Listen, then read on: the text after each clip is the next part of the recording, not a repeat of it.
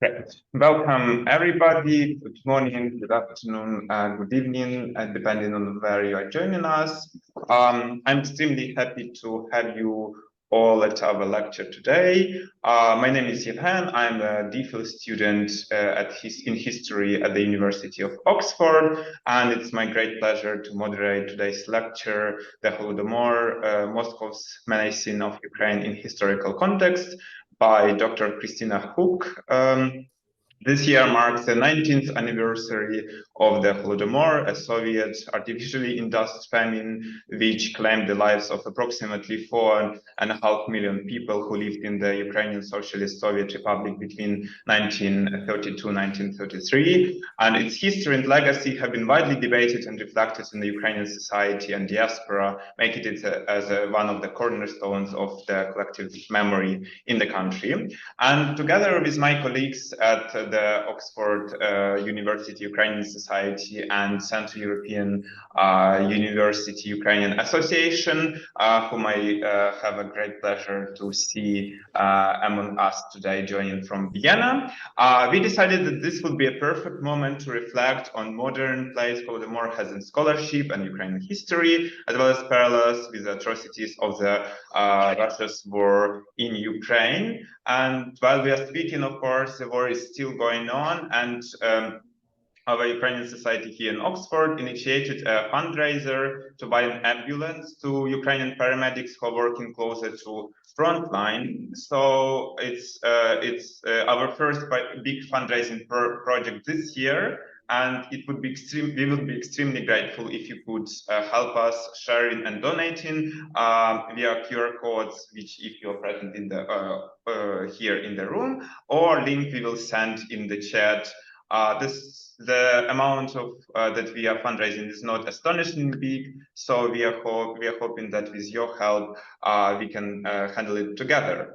And now I'd like to just say a couple of words about our speaker for today, whom I have a great pleasure to welcome from the United States. So Dr. Kristina Hook is an assistant professor of conflict management at Kennesaw State University's School of Conflict Management, Peace Building and Development, and a non-resident senior fellow at the Atlantic Council's Eurasia Center.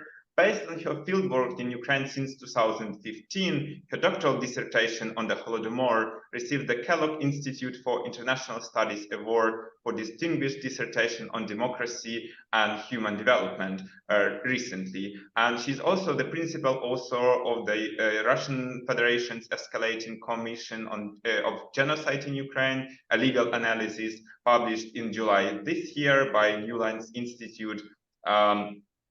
So it's my greatest pleasure one more time to greet you, Professor Hook, with us, and the floor is yours.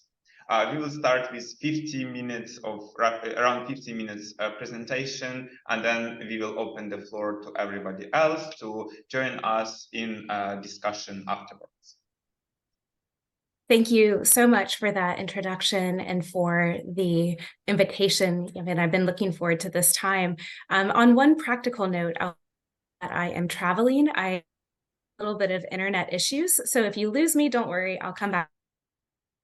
The second thing I wanted to say is just how much I appreciate giving a talk right after your mention of the fundraiser for the ambulances. And I think that's so important when we talk about these very big cases of historical injustice that affect so many millions of lives. There can be this unconscious tendency to feel like, what can we do? And so I think that, this opportunity to talk about such a big crime as the Holodomor right after the mention of a fundraiser is a really practical way that we can do something. So with that, as long as technology is working with us, I will pull up a short PowerPoint to guide our discussion today.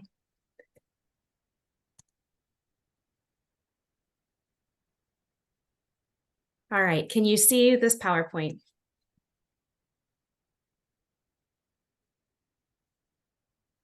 Yes, it's perfectly visible. You can see it? Yes. Excellent, thank you. So we've mastered the PowerPoint. We should be ready to go. So again, it's really such a pleasure to be with you all today. And I put this slide up. I wondered if I people today that I haven't met before.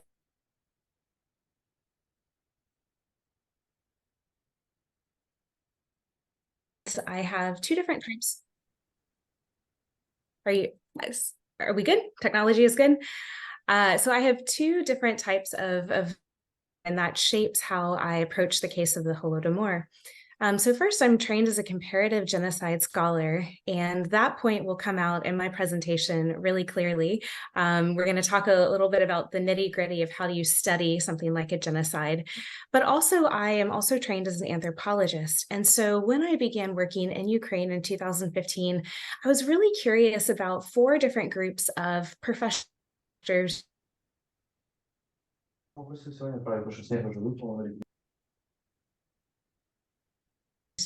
legal actors who can talk about, a case for genocide in a court of law. You have civil society, many different types of civil society actors who do things like personal memorialization or creating statues or the museum picture that I have here. And then you also have an academic approach to genocide. So I put some of you from Kyiv might recognize Kyiv Mohyla Academy. This is my research home base when I'm in Kyiv. And so that's what I've been doing in Ukraine with this topic of Holodomor. Now, for our talk today, today or tonight, depending on where you're joining from, but I wanted to talk about a few different things. So first of all, I know that sometimes, especially around November, we have people join us who didn't have a lot of exposure to the Ukrainian Holodomor. And that's something that growing up for me in the United States, we learned a lot about Stalin. We learned a lot about the different crimes he did, but I didn't have a lot of knowledge as I was coming up through my schooling years about the Holodomor. So many of you know this, but we will talk about it first. The second is that I want to talk a little bit about this case and its place in academic debates. And this is really where I'll go into some of the weeds, as we say, the technicalities of comparative genocide scholarship. And then finally, I think really distressingly, the Holodomor can help us to understand the incredible upsurge in mass atrocities that we've seen since Russia's full-scale invasion. Now, certainly there were many, many atrocities and war crimes that have been happening since Russia began its armed conflict in Ukraine in 2014. But as we grapple with the upsurge and the nationwide Ukraine, how does the Holodomor help us to understand? How does it help us to stop what the Russian Federation is doing today? So let's talk a little bit first about what was the Ukrainian Holodomor. There are probably people who could also jump right in and share maybe family memories or things that you know. But so I'll just give a brief outline for those of you who might not know too much about this case. So, I think it's important to note that even within the context of other Soviet famines at the time, the Holodomor is shocking for a couple different reasons. So demographic scholars try to reconstruct the nuances of the historical record. They try to understand just how lives were lost. This is a harder thing to do because it was happening in the context of the Soviet Union. It was happening in the context of Stalin, particularly a very tightly controlled totalitarian context. So as they reconstruct how many lives were lost, a lot of the demographic studies that I've looked at have talked about 3.9 to 5 million, maybe 4.5 million people were killed. And, as these scholars continue to try to grapple with how many people were killed, I want to draw your attention to just how devastatingly short that was. So we're talking about a period that was between 18 months and 2 years. So just massive, massive losses of human lives, entire villages, entire families, and they died through this very painful and slow dehumanizing starvation primarily. And so some historians like Serhiy Plokhy, who was my own professor when he was on my dissertation committee, he's talked about how their estimates of every 8th Ukrainian perished in this tightly controlled, tightly short period. And so as we have moved into the era of modern Ukraine, we've begun to learn more about the Holodomor case. So this was a topic where the Soviet Union denied for decades what was going on. And so a lot of archives in Ukraine have only begun to be opened since 2008 was a big one, 2015 was another one. And so there are aspects of this case that are still being debated. But what the scholarly consensus does show is that for this 1932-1933 famine in Ukraine that was human-caused, that it was the result of official, systematized, and coordinated Soviet policy, and that there was this evidence of a willful, a deliberate ethno-national targeting, a target present in other famines in the Soviet. And so the historians who do this work today have argued that Stalin's decision to kind of worsen and unleash these full dynamics of the Holodomor were in response to dramatic events that had been happening right around 1930. So this was a big and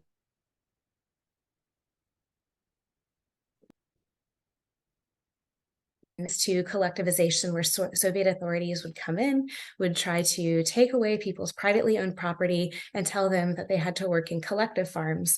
And so at this time, of all of the rebellions that were happening within the larger Soviet Union, about 30% of them were happening in Soviet Ukraine. And so you can see this kind of independent streak that many people around the world have been exposed to over the last couple of years. It's been present in Ukraine for a long, long time.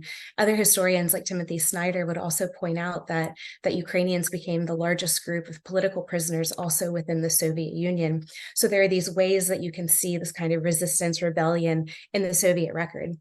And so briefly, like speaking about very complex events really briefly, what happened was these Ukrainian lands were experiencing a deadly combination of a variety of things all working together to unleash these just terrible, terrible fatalities. There were things like grain requisitions beyond what was possible or appropriate for the labor force. There were unworkable grain quotas. There was the denial of the necessary amount of food aid when people began to starve. There was things like also the seizure and the destruction of food. I've talked with people, the very oldest generation in Ukraine still has childhood memories of this.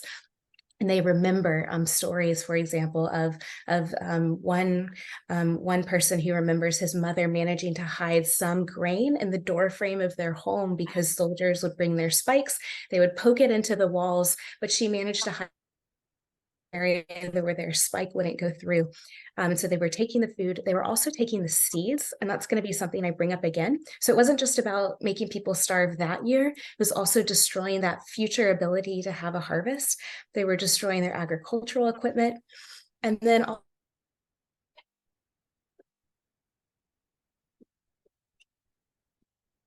also really on the written page were things like this kind of infamous blackboards where people would try to flee from starvation. They would catch them often at train stations, bring them back to their villages and kind of seal them in. And there would be incredibly high fatalities of just whole villages in this way. And so, there have been others, historians who have done this type of work who have talked about, if the Soviet Union had just diverted this amount of food aid, then the famine could have been resolved. And so, what would happen next is there would be, it's again, just really documented clearly in the historical record, these resettlement programs of ethnic Russians and others within the Soviet Union who would be moved into this kind of very euphemistically termed population depleted villages. So villages where everyone had died. And so it was really just a kind of a cacophony of horrible events that were designed to really kill people, really in a deliberate way when you look at the records. So that's what happened. I'm showing this poster. This is a poster that was written by a colleague of mine who was doing the Fulbright program at the University of Notre Dame. And so she made this poster and gave me her permission to use it. I have her name down here, Yulia Fedorovich.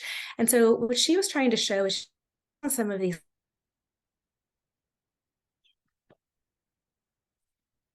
kind of mainstream demographic estimate. 80,000 people were dying every 3 days in an estimate in this worst period of it. And, I think sometimes we can get lost in the numbers. It's terrible, but it's hard to visualize. And so what she's done is, what she's helped us to see is that it's a stadium size. This many people were dying every 3 days. And so just an event that had very serious repercussions, obviously, for families, for people losing their loved ones, for whole villages dying. And then it also had a really lasting effect on Ukrainian cultural heritage. So that's really what I wanted to talk a little bit about today, to remember that it is obviously so important when we lose people, when we lose their lives, their existence on this earth. But along with the deaths and the health impacts that many people who survived would have due to starvation, we also had this resulting cultural heritage loss. And so I have this quote up there. When I would do interviewing with Ukrainians today, and I would just ask them to tell me the story of the Holodomor, I would keep the questions really simple because I wanted to hear people tell me in their own words what they thought was important to learn. And so I remember sitting in a Central Kyiv cafe and just asking the person sitting across from me, Ukrainian today, what happened in the Holodomor? And this is what he told me, like without missing a beat. He said the Holodomor was when the Ukrainian world was destroyed. And so what did he mean by that? So, Ukraine did survive. Ukraine is a free country today, and it's just, I think, remarkably resilient. We're going to talk about what's going on in the present, but, Ukraine survived. So what did he mean? And he was meaning about all of these kind of really important cultural heritage, social patterns of behavior, things that were lost forever. And so one of my colleagues, who's a historian, has done a lot of work of kind of mapping out the way Ukrainian society had operated in all of its complexity. So not just the kind of showy aspects of culture that we think about that might be songs or clothes or dances, but also all of these unconscious aspects of cultural behavior, such as all of those unspoken norms that make you a, quote, polite person in your society.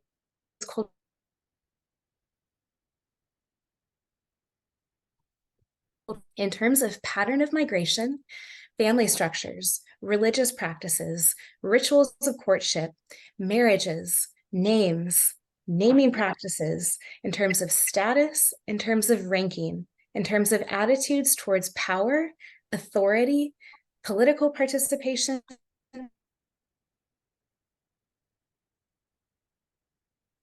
era fundamentally changed the way Ukrainians and others lived. It marks the violent end of a particular social order, the end of a set of social structures, social institutions, and social practices that had been associated with the history and culture of Ukraine up until that time. And so I think that that's something that, we're going to talk just very briefly about the legacy of Holodomor today. Something that for me, having worked on many cases of genocide and mass atrocities around the world, cases that I care about deeply, when I began to work on this issue of Holodomor, something that was so shocking and striking for me as you begin to think more and more about it is the fact that there was it's a very tightly controlled denial that it had ever happened, and efforts to forbid community commemorations or things like that for so many years, from 1993 up until Ukrainian independence in 1991. This was something that was never officially. There were kind of colloquialisms that came out in the 80s, food shortages or things like that, but it was never officially talked about. And even when I speak with the older generation in Ukraine, they share with me how it took even decades into Ukraine's independence to feel comfortable talking about these kind of subversive or hidden topics. And so what does that actually do to a population? So this is a little bit technical, but this is part of the larger work that I do about the physical and the social impacts of genocide. And I'll mention right away the art is from Valery Franchuk. He's an artist working in Kyiv today, and his mother is a survivor. And he told me that almost all of his art is dedicated to trying to grasp somehow what she went through, except he also paints flowers. While he has to just rest his flowers, and the rest of it, he spent his entire to kind of pictorially represent what that generation went through. And so I want to, just sort of mention that there are two things that happen. So first of all, it's this physical destruction. So many people died. The physical existence of future descendants is wiped out when their potential parents have died. There was also continuing health impacts because of the nature of starvation on the human form. And then there were also these social world impacts, things that were just lost forever, some things that preserved, but then some things that were just lost forever. And so that's this kind of ability of genocides to collapse a social world. And so, I'm going to get really maybe more technical than you ever wanted soon in the second part of my presentation about what genocide is. When I talk about the Holodomor as genocide, what do I mean by that? But to kind of set the tone for that, it's common to look at this quote from Raphael Lemkin in 1953. He kind of sets the bigger picture for us, and then we'll go into the technical aspects of it. So he was talking about in 19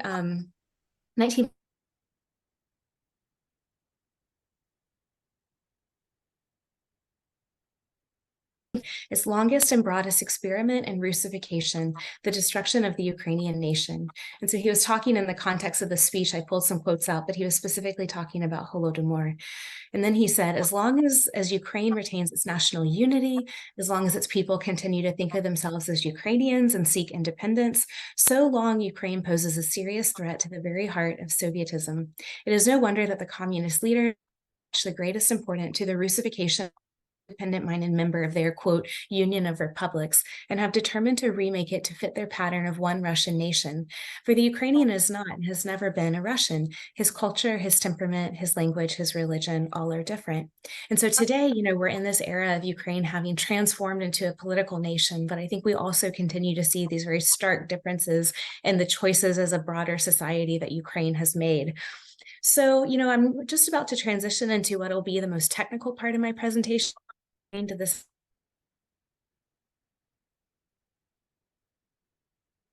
I want to include some of the interviews that I was really privileged to do.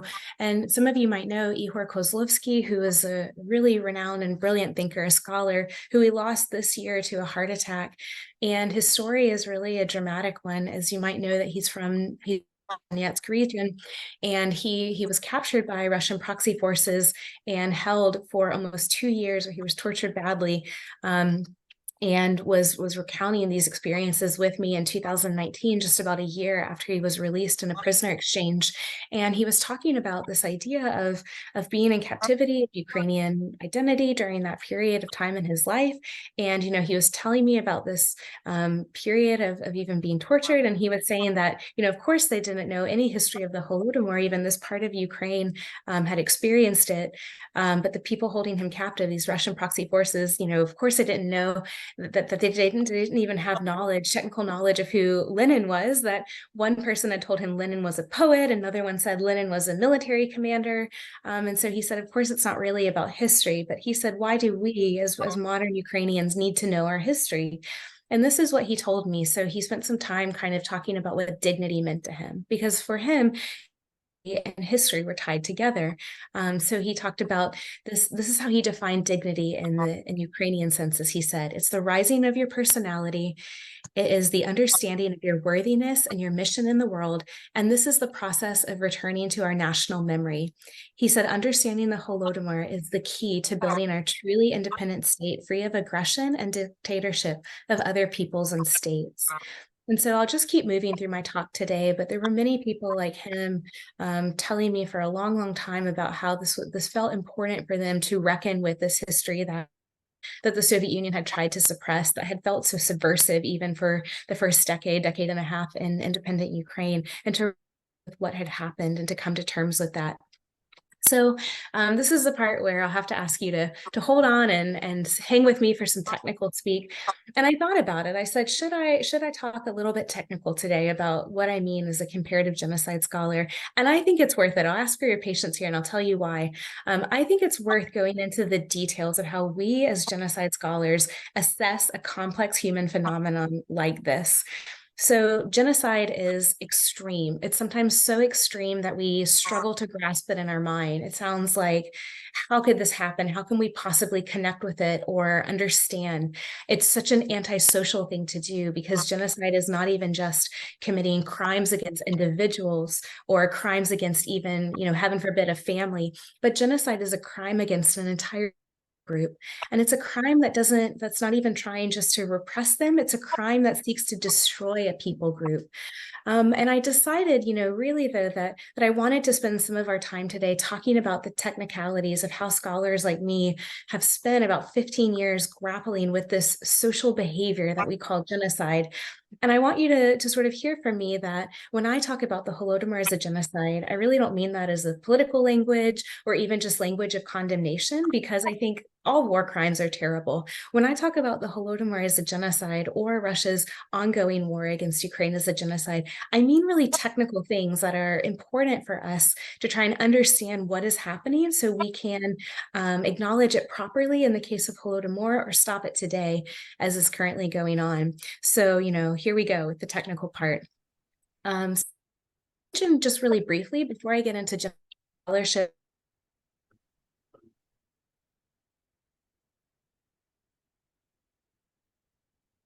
conversations about, is there a particular method of violence that is, quote, more genocidal than others? So, I think many of us, myself included, I began my training understanding the Holocaust. And so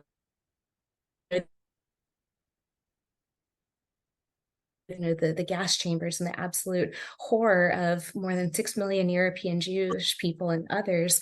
So some people would say, are there particular methods like that that are more genocidal? And the answer there, whether you're talking about gas chambers or Rwanda with machetes or artillery and shelling, like in the former Yugoslavia, the answer there is that there's not a particular method of violence that is, quote, more genocidal than the other. It's not about how the killing is done, it's about why. Understanding genocide is not just about the acts that are occurring, but it's about understanding perpetrators' intentions behind acts. So that debate is pretty much put to rest within the field of genocide studies. Other questions about the Holodomor have been, that, for example, the archives were closed for such a long time, for decades after it had occurred, they were closed archives. And so there were questions about, is this bureaucratic incompetence? Was it an accident? Was it weather? Were they just terrible at, sort of collectivization? And, having looked at the archives myself, that there's really not a strong case with all of the data that we have that resulted in kind of a sea, I might say, of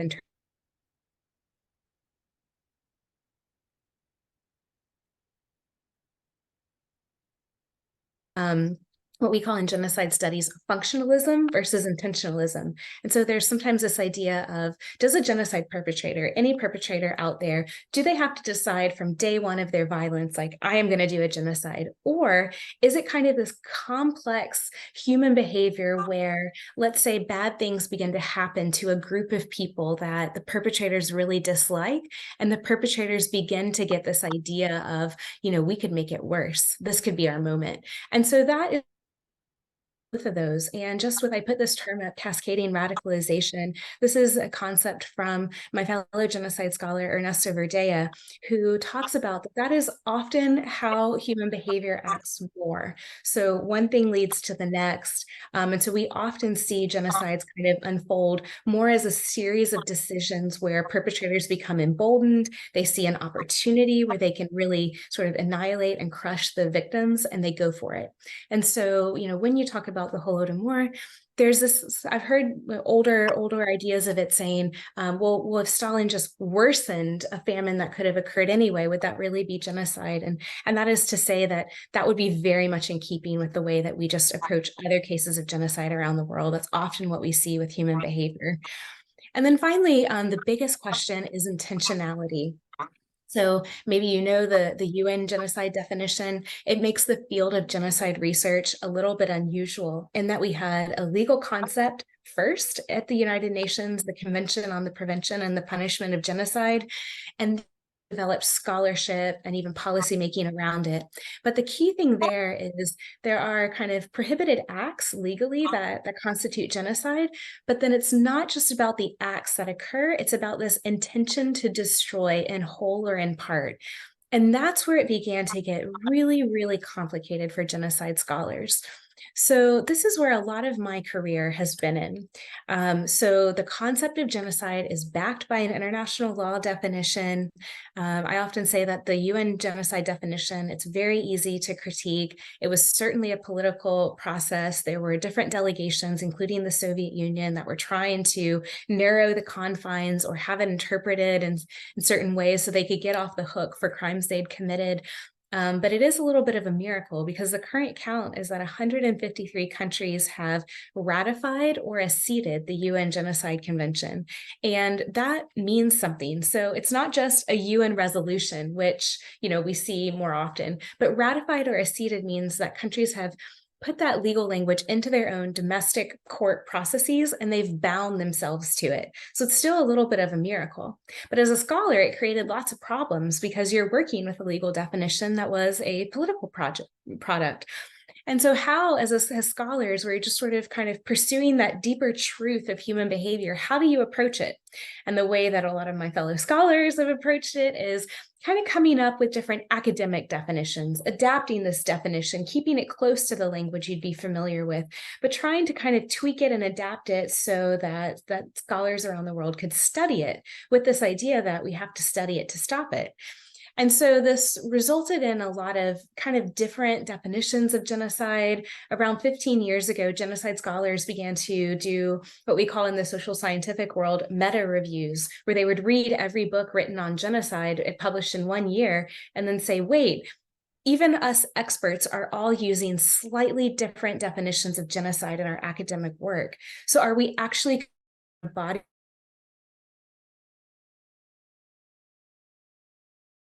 really different things?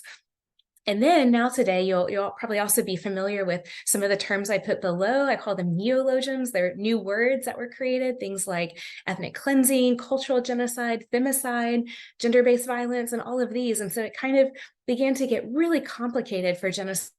How do we understand genocide as a kind of unique form of violence within the range of other types of violence that we also want to stop, but that are different?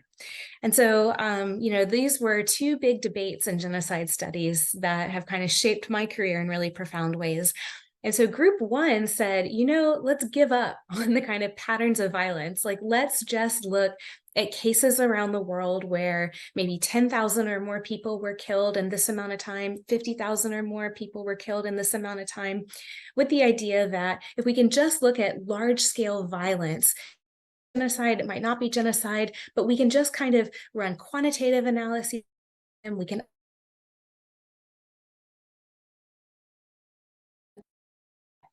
But then I'll go ahead and tell you, I'm in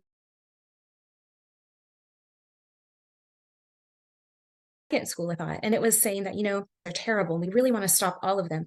But if you are just looking at this numbers of victims claimed, you're losing the fact that genocide is a pattern of human behavior. So it's a pattern of human behavior predicated on destruction.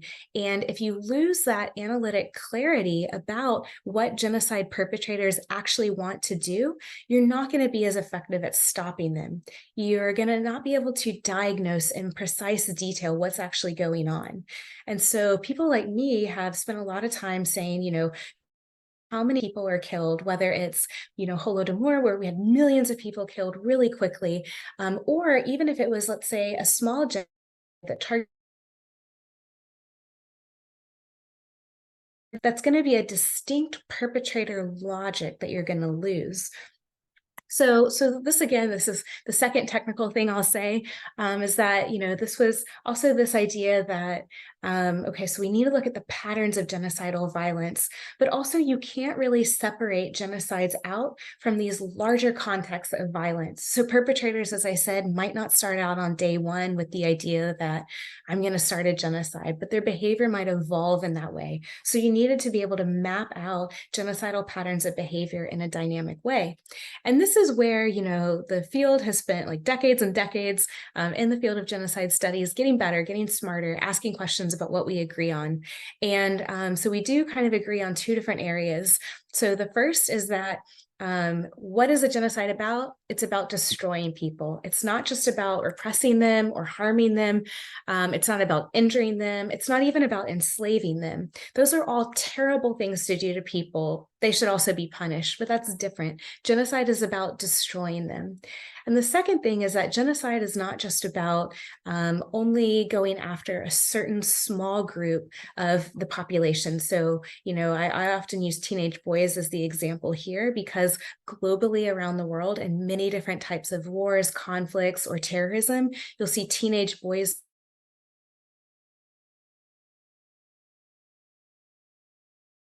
on the cusp of potentially being a military threat. And so, if you're just seeing teenage boys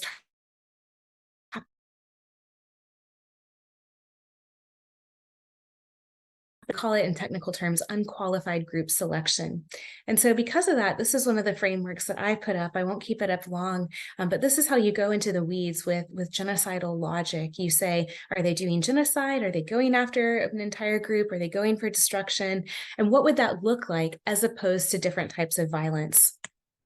So this is how I approach the case of the Holodomor. This is how, when I approach the archives there, these were the questions that I was asking. And I'll say the same questions that I've asked about every case I've ever worked on has been these types of questions. So how can we put Holodomor in these conversations of other types of violence on a global scale?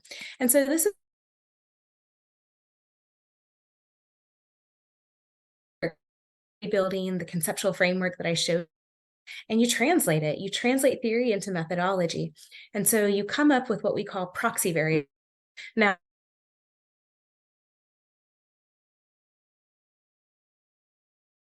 what do I mean here? They feel emboldened enough that they can go after an entire group of people. And they are often kind of hitting, oh, did I think I lost my PowerPoint.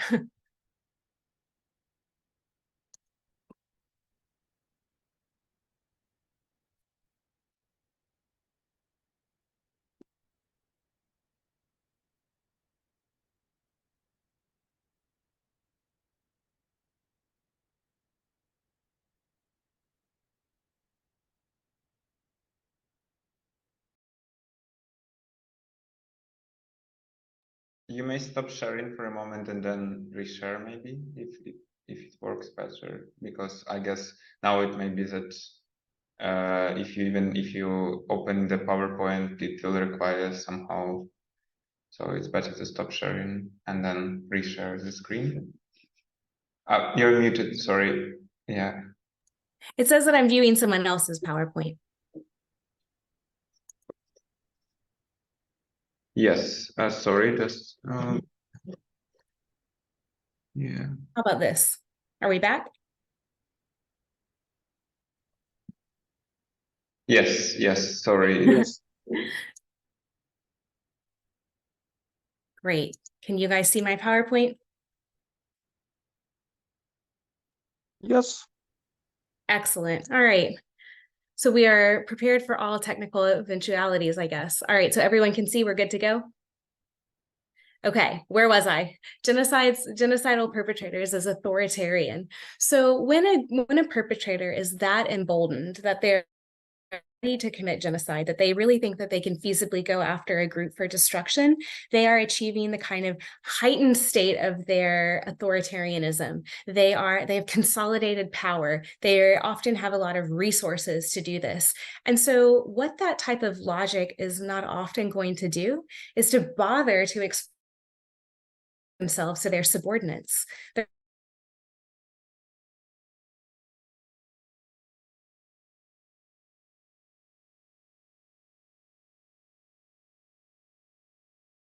We look through the records of their behavior, as we have with Holodomor, or as we look at their behavior in real time, we have to try to infer through their behavior what's happening.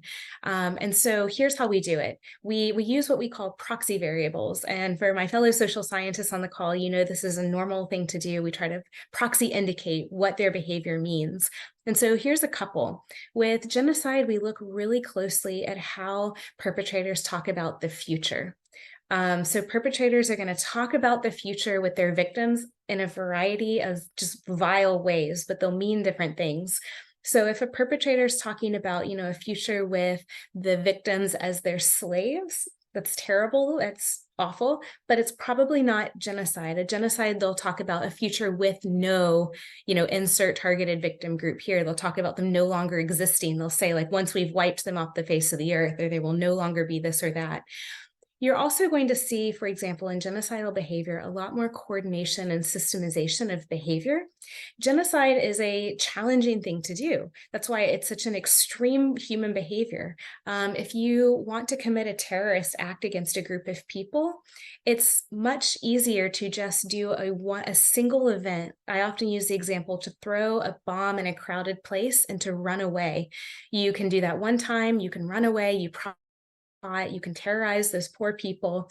But if you want to commit a genocide against them, like that's not enough. You're going to have to figure out how to round them up, how to control their movements. And then you're going to have to take a lot more, let's say, staff going on, to coordinate this process that you're about to embark on. So that's what we see. So when I was approaching the Holodomor records, don't bother reading this. I'll show you it in an easier way to look at. But I would take these records from beginning with Stalin and his inner circles and then looking at other direct lower level rank and file perpetrators. I would look at their behavior, map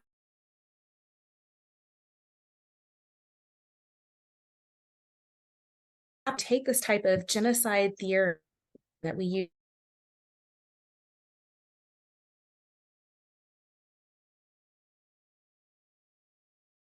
beginning to talk about, Stalin and his inner circle, a future with no Ukraine. They're beginning to have a lot more coordination and systemization. There's beginning to be, population control movements that are really significant for us. And what was really interesting for me, when you're just in the kind of archives, it's like a dusty day and you're coding, you're scribbling in your notebook, it looks like this. And you're wondering, like, am I seeing anything? And then I would map it out. I would translate these numbers into a graph form like this. And I would really begin to see this kind of change in the overall way that the Holodomor was unfolding. And then it's also pretty significant for me as a person who kind of has my own scholarly approach, but wants to hear from other scholars that a lot of historians have also flagged this period of July 1932 as a kind of tonal shift that they noticed too, even though they were operating from different methods and different ways that they would reconstruct these archival records.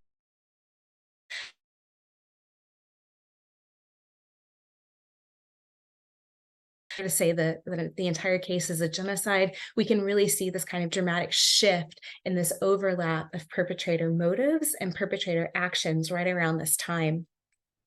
And so, this is technical, but I'll just kind of wrap up a few things of why this felt important, and then kind of segue towards the final things I'll say today. But, we can talk about how these kind of dynamics emerge. We can talk about implications for both scholarship and policy. So, for example, I will shortly attend the ACES conference in just a few short weeks with other colleagues, and I'm really eager to talk, for example, with other colleagues who work on the famine in Kazakhstan and to talk about, approaches where you can also take this kind of approach and apply it to other cases, even within the Soviet Union, or, that also this has some policy implications. I think the combination of almost 70-year-old statements from Raphael Lemkin or these patterns that we see in the archives today have proved surprisingly durable when we look at what Russia's doing today. And then also, just this pattern of behavior, it tells us more about human behavior than just looking at numbers alone. So these are the types of ways that I approach the case of the Holodomor, and why I say when I talk about it as a genocide, I mean it in a kind of dry and technocratic sense. This is the article that I was just summarizing here. I'd welcome anyone reading it and following up on it. But also, it has something to say to us today. And so I'll wrap up my remarks in the next 10 minutes, but I just wanted to mention that why this historical case can help us understand Russia's genocidal war today, understanding the kind of durable ideology of destruction towards Ukraine, despite so many changes in the historical context, the official political system, the individual leaders, the durability of these dynamics. And so I just wanted to mention, you'll see this, I put up my frameworks and things pretty briefly in the last slide, but you'll see this come out that there are different perpetrator logics that emerge. I mentioned side is probably the technically, the logistically, the coordination hardest crime to commit, because you've got to round up people, you've got to control their movement. And, you can also see the kind of social implications of their logic. They will go to greater risk. They will double down. They will do things that we say are against their self-interest, because their interest is really not just about stealing land or things like that. It's about going after people.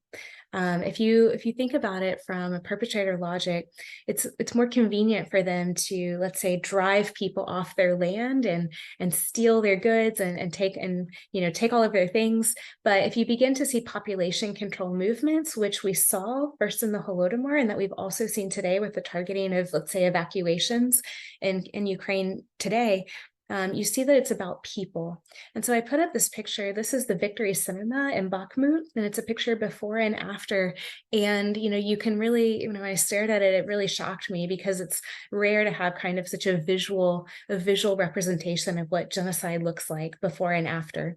And so I want to point out that, that there's this beautiful, like, outward symbols of cultural heritage. You can see their beautiful costumes, diversity of it.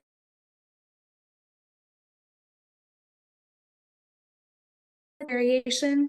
And then also when you look deeper at this picture, what you can also notice if you look hard enough are the hidden social dynamics, the ways that this community was woven together, the things that you knew to do if a person was sick, the things you knew to do to show hospitality if you were having guests in your home, all of these like very specific things that vary across cultural contexts, but that are important in representing a person's identity. All of the things, the unspoken things that seem normal, that are actually the root of a person's cultural identity. And so when, their beautiful cinema was destroyed, when these people are displaced in this broader context of genocidal violence, this is what it looks like. And then I will put this up, because when I talk about Russia's genocide today, I won't go into this report, but again, it's important for me to kind of just always frame and kind of clarify what I'm saying, not as just a sort of language of a politician, but really for me as a genocide scholar, as an expert in this area. And so when I talk about Russia's war today being genocide, this is what I'm pulling from. I was the principal author on this report, working with a great team where we spent about 60 pages with hundreds of footnotes that we invite other people to read too, kind of talking about both the direct and public incitement to genocide by the Russian Federation today, as well as their practice of genocide going on in Ukraine today. And so also when we think about the kind of complex of genocide perpetrators then and now, in the Holodomor and today, you can break down these kind of roles that people play in perpetrating these complex phenomena of genocidal violence. So it's not just about direct perpetrators. Back then, it would have looked like the people taking the grain, destroying the seeds, destroying the farming equipment. Today, it would look like, soldiers and warfighters committing these terrible atrocities. But there's also people organizing it.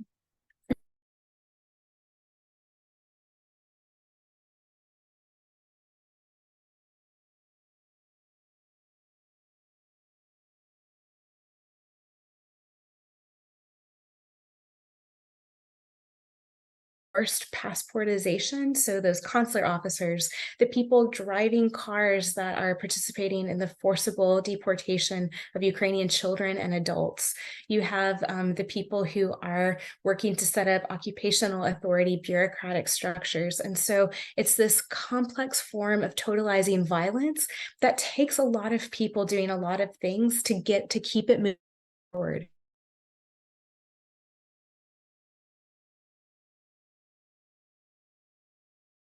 This is who we think of first. This is Stalin, this is Putin, this is the key leadership roles.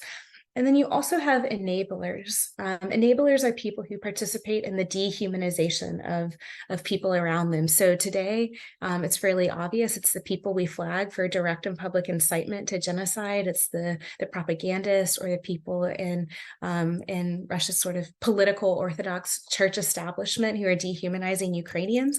I also want to point out in the Holodomor time, I have a picture on one of my slides. So if you're thinking about a genocidal enabler, take a look at the poster on the left. Who came up with this? Who came up with, look at how the person is being characterized, whose artistic use their artistic skills to dehumanize a person. That's what we mean by enablers. And then finally, the last category here is about bystanders. And so, the Holodomor happened in a period of totalitarianism, but still, I've talked about there were 30% of the peasant rebellions within all of the Soviet Union were happening in Ukraine. You had people strongly resisting. And due to the political control today, they were pushed down. Stalin succeeded largely with the mass murder of Ukrainians. Today, you would have, what I always like to point out is the role of Russian citizens who enabled Putin over time to consolidate his power.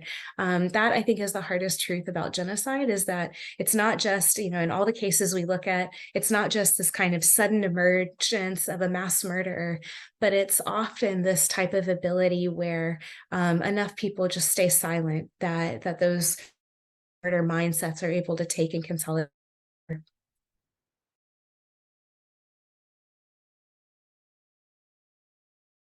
And I often try to say as strongly and loudly as I can is that the role of understanding genocide is, yes, about honoring the victims. And I think today we have a special responsibility to allow this to motivate us to stop what is happening today, that the genocides do tend to end in what we call total outcomes. So one side wins, one side loses. But it's always important for me to talk with Ukrainian colleagues and my Ukrainian audiences. That doesn't mean that just because someone is targeting you for genocide,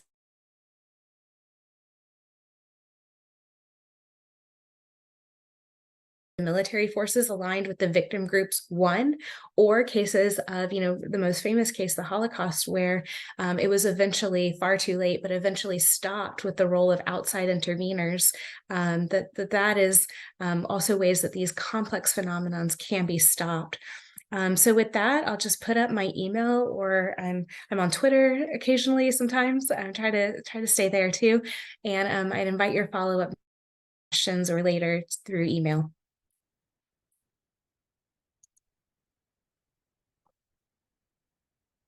Thank you so much for the fascinating talk and multidimensional talk, I would say, because I believe that the reason that why we decided to organize this lecture with colleagues was that usually Holodomor is understood as either it's a historical phenomenon in itself, or it's historical memory about the event, while the dimension where people are present in their complexities are somehow less visible in all this context. So thank you so much for the lecture that you had. I shared the links to the chat about two texts that Dr. mentioned during her presentation. You are more than welcome to read those or contact. We will also share the contact details in the follow-up email with the link to the recording.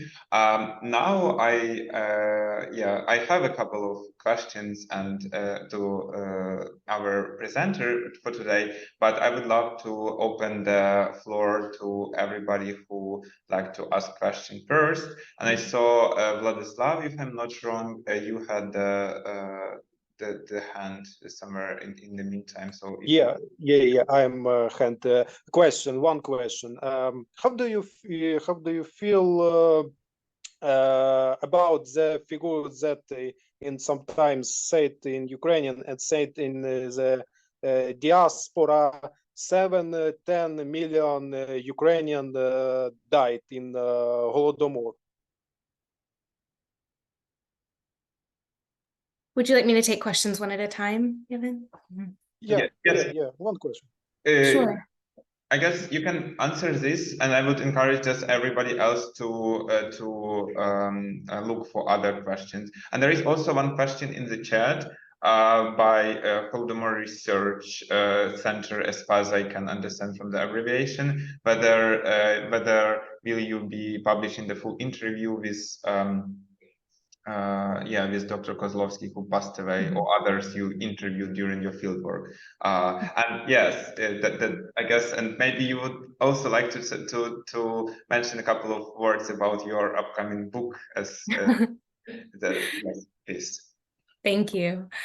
So I'll take the questions. So first of all, with any questions of the numbers of victims, I right away just kind of defer to my demographic colleagues, because I think part of being an ethical and sound social scientist is saying, here's what I'm an expert in and here's what I'm not an expert in. And so demographic scholars are the ones who do incredibly important, go through the record, they painstakingly look at it, they reconstruct the kind of they use really complex formulas to kind of figure out how many people were killed.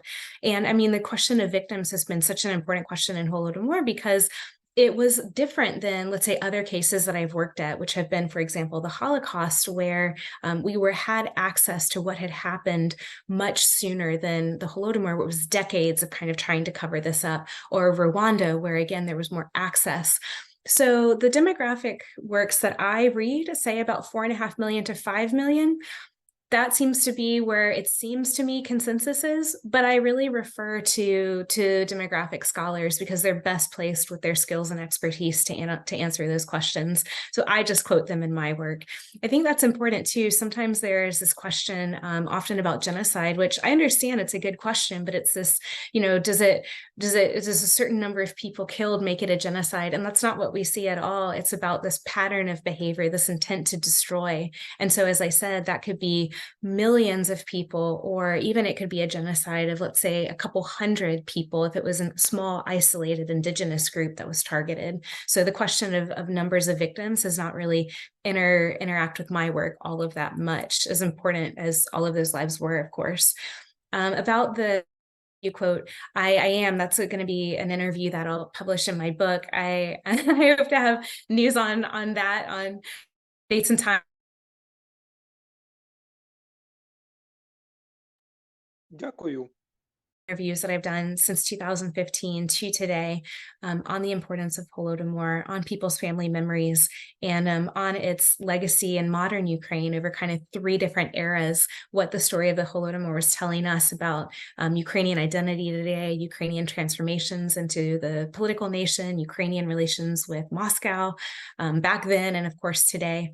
So soon, very soon, I hope to have more specific details there, but those interviews will be in the book. Thank you. I'm just typing into the chat the article written by a group of demographers a couple of years ago, where they estimate the number that Dr. Hook mentioned, 4.5 million victims. Yes, you can follow this, and you can also find it in Ukrainian version published in Ukrainian Historical Journal in 2015, and also in the recent number of Ukrainian Historical Journal, this group of demographers published a new article where they again confirm the numbers and estimations. So it's quite important discussion that I really appreciate people follow, and be lucky to have like the quite extended group of people who are engaged in those debates, in particular during these demographic methods and materials that are available. Thank you for that. And yeah, I can also mention one small thing. In the article you were kind enough to put in the chat, if you do a keyword search for 3.9 to 5 million, there's a footnote there. And in that footnote, I put every demographic estimate that I could get my hands on that was recent. So I'm sure in addition to the great articles you're putting, that's another reference for people, because it is important to always kind of check these footnotes and see where people are getting their data. So they can find references to that in that article as well. Thank you. Yes, there is another gratitude for the lecture in the chat. And if anybody else has questions, or if you have questions here in the room, yeah, it's a bit the positioning of the camera is a bit strange. Settlement, so I cannot really follow what's going on beyond my back. But yeah, you are more than welcome to ask. If not, I will just say to thank you for the comment in the chat from the Kharkiv Oxford Association. Kharkiv is a city I've traveled to a lot, and a city that has always been really special to me. So thank you for that comment. Actually, something from Kharkiv is in my office. So it's a city that's close to my heart. Thank you. I'm just checking. Yes. So yeah, thank you. If there are no questions in the chat or in present, I would ask if Dr. Tetiana Soprunyuk is with us today, because we invited. She's another historian and Holodomor scholar who is now at the University of Cambridge, and we would think so that to add another dimension to this, this conversation that we had today, and I'm coming thing to invite her as well to have a mini discussion afterwards. And so far, I was not sure whether we would have time for that, but so far as we do not have questions, or if so I would ask maybe if you can I see that you are here with us. Yeah, pleasure to meet you also online. Yes, if you maybe can tell about a couple of words about your perspective and your engagement with Holodomor as a historian, that would be very nice, because to my knowledge, you're also very engaged with the museum aspects of Holodomor, so like the memory, but also did extensive research on Holodomor itself as it was happening in the 1930s. So, and then I will maybe ask a kind of move into the direction with questions for this mini discussion. Yes. Hello. First of all, not doctor. I'm just a PhD student, not doctor yet. I hope in the future. So it's nice to see everyone. And briefly about like my focus of research. So mostly my research is focused on the history of railways during the Holodomor, and the more in the context of sentiments and the behavior and the everyday life of people who worked on the railways during the 1920s, 1930s. And while being here in Cambridge, I've been also working with documents related to the British perception of the Holodomor, how British public, how British, let's say, politicians were seeing these events, which was also really interesting to look at. And speaking about the like what you've emailed me about different approaches to the Holodomor studies. So from what I see now is that there is this big large distance between Ukrainian studies of the Holodomor and Western studies of the Holodomor, because me being like in between these two big perspectives, it feels sometimes strange, because Ukrainian perspective on the Holodomor studies is mostly, very deep archival work and focusing on gathering factual data, and this is what's going on most of the time, while Western perspective is really different. It's less, it's more working with the data we already have than gathering it in different types of sources. But I would, I'm not going to pretend that this is like the universal thing. So probably this is just my personal impression. I'll be glad to hear other people's thoughts about this. Yeah, so as a professor, I primarily work with training PhD students right now. And so we have a lot of conversations about the trend in North America, for example, about a lot of interdisciplinary projects. So for me, I'm trained as an anthropologist, as a genocide scholar. I often work on projects with historians, with political scientists, even with computer scientists who work with digitalization and things like that. And so the work that I do is really indebted to historical archival work, such as you're mentioning. Ukraine has so many strong historians on this topic. I feel really honored to have interviewed them for my book and have spent so many years with their work, because the type of theory building that I do is really predicated on that careful reconstruction of the archives and what happened. And Tatiana, I really want to follow up with you after this, because that project that you're doing, the work that you do on railways, for example, that would fall really closely into the way that I talk about who was organizing this. It's not just enough for like sort of madman or like, a murderer like Stalin to say, get this done. How did they do it? And that's the type of thing that we try to draw these lessons from the past about how could you disrupt it today. So it sounds fascinating.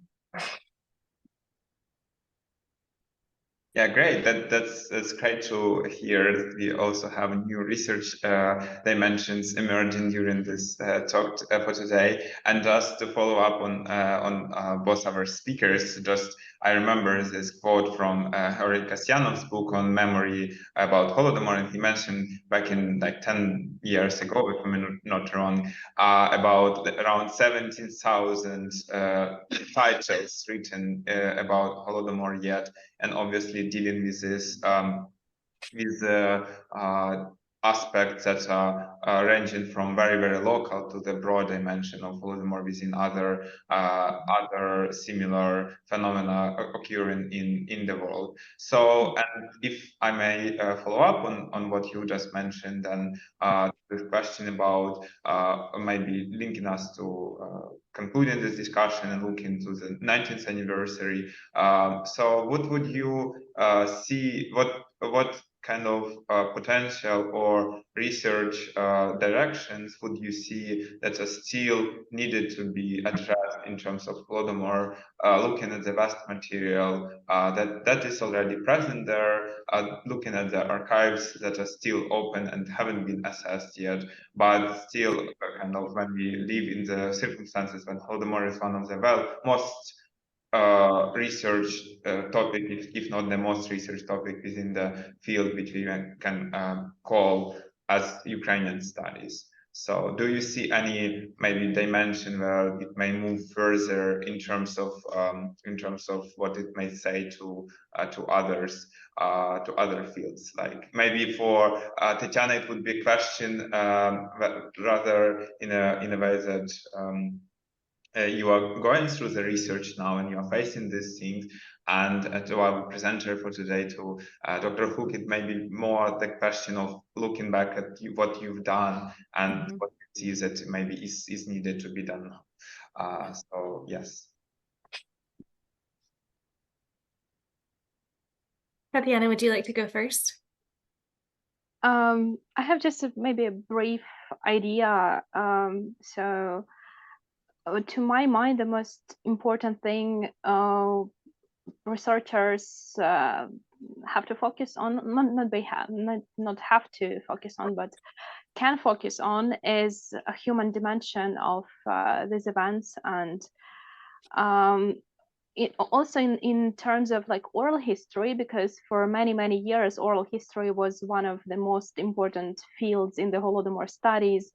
Everyone was recording the testimonies of people who survived, and now we have a huge corpus of these testimonies, and we have very little research based on this on these memories of people, and we have to think of how can we reconstruct people's experience, or just maybe look at it not from the point of like just recording the factual data of people, of the names of people who died, or the places of like mass graves, or any other factual data, but to look deeper into these testimonies and somehow rethink them from very different perspectives.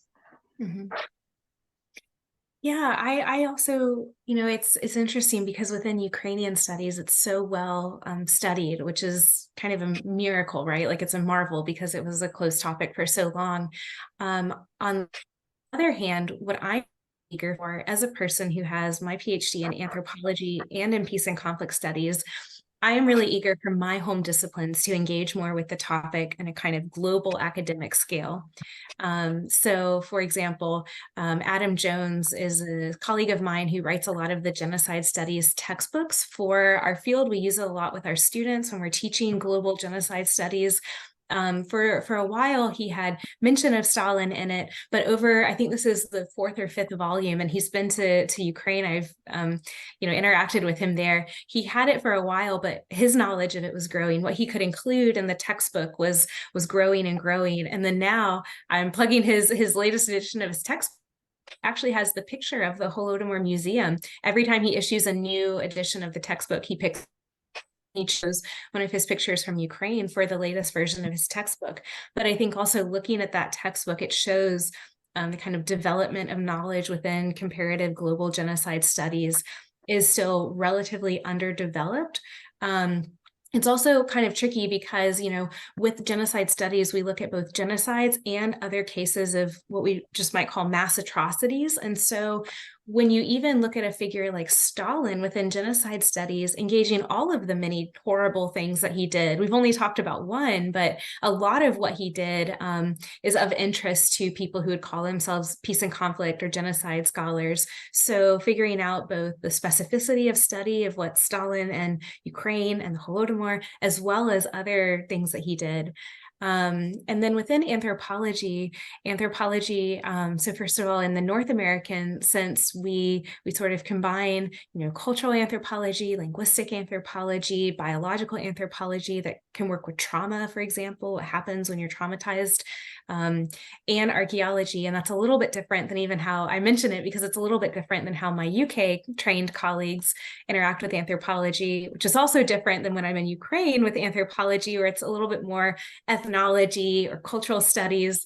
And so for me, within the type of anthropological work I do, I am always very eager for my fellow anthropologists to engage more with Holodomor, more with Ukraine. We're kind of a small number of anthropologists, trained in the North American tradition, working in Ukraine. And I am really eager for my anthropological colleagues to engage more the topic of genocide and the region of Ukraine. It's a tricky thing within anthropology because the strength of anthropology is the specifics of a particular context. That's why for me, before I ever would really write about Ukraine, I'd lived there for a few years collecting research. We're kind of very slow to kind of try to understand a place before we write on it. And then when you get with a big global topic like genocide, that's something that the field grapples with.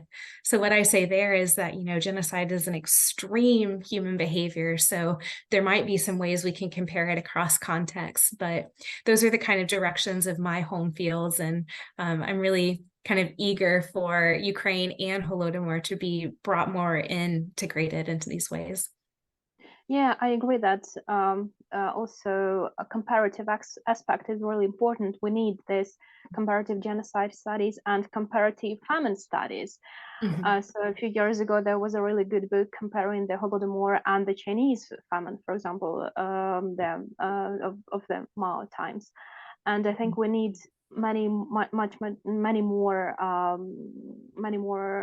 books and just pieces of research in this direction, because it allows us to see the Holodomor in a bit different perspective than we in Ukraine are used to looking at.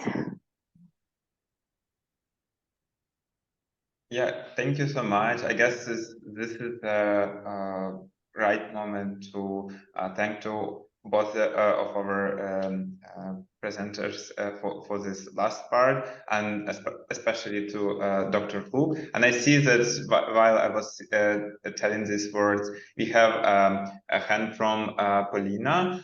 So before I pass the floor to you, I'll just mention that I will put the chat links to social media of both organizers, Ukrainian Oxford University, Ukrainian Society, and Central European University, Ukrainian Association. Just briefly mention there will be a conference on other aspects related to Ukraine held at Central European University, and you may follow them for updates there, as well as other events that are connected to various topics. So stay tuned. And now, Polina, the floor is yours. If you can unmute yourself, you're welcome. Yeah. I don't have any questions, unfortunately, but I wanted to say thank you for your amazing speech and for being so interested in our history. It really means a lot. Thank you so much.